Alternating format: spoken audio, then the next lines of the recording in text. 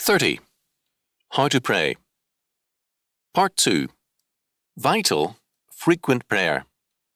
February the 28th, 1956. Good morning, friends. If prayer is talking with God, then our prayer life is most vital when it is most frequent, when our hearts and minds readily and constantly call upon God in every kind of situation. Prayer is basic to our spiritual growth. To be prayerless is to be in sin, to be out of communion with God, and to be in active flight from His presence. People give all kinds of excuses for not praying. They lack time, have little to ask for, or are content to worship God in other ways. But the real reason for prayerlessness is man's desire to avoid God lest his sin be exposed. We avoid talking with people we dislike, or who might embarrass us. In like fashion, we avoid talking with God when we secretly fear or hate Him.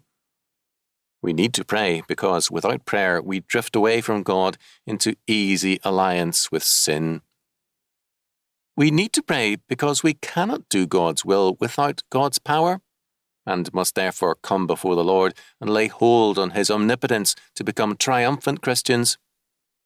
We are not sufficient to ourselves nor to any of life's problems, and must therefore seek God's grace and mercy in order to live victorious rather than frustrated lives.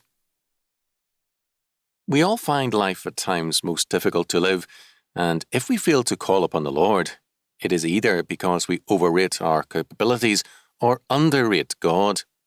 In either case, we are most grievously wrong. John R. Rice has observed that prayerlessness is almost proof of idolatry. When we pray, we need to pray specifically. Most vague praying is so much idle talk.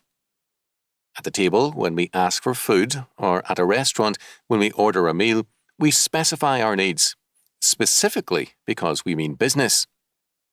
We want specific things and therefore name them.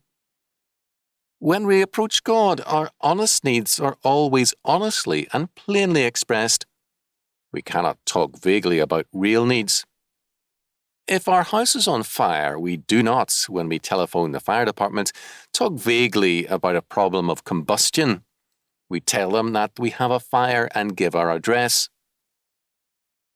If we indulged in a long roundabout conversation expressing our appreciation of their ability, reminding them that we are taxpayers and then taking time to describe our house down to its new drapes, instead of giving our address, the fire department would have reason to doubt our sanity and to wonder if we really had a fire.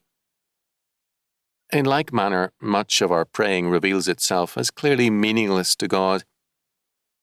He recognizes that we really are asking for nothing, are merely making talk and striving to be poetic or worshipful rather than honest, and so pays no attention to our petition.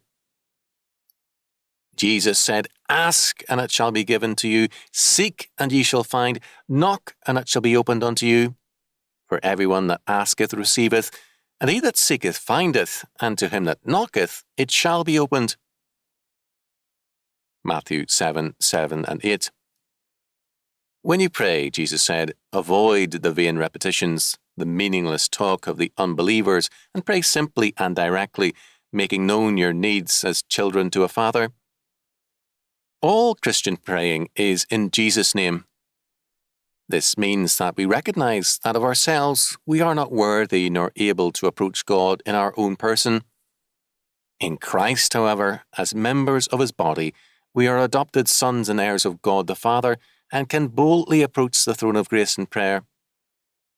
To pray in Jesus' name, therefore, means to pray as a member of Christ and to claim from God the privileges which appertain to Christ Himself, which He shares with all who are members of His body. In view of these things, we need to follow Paul's advice to the Philippians 4:6, translated so beautifully by Williams.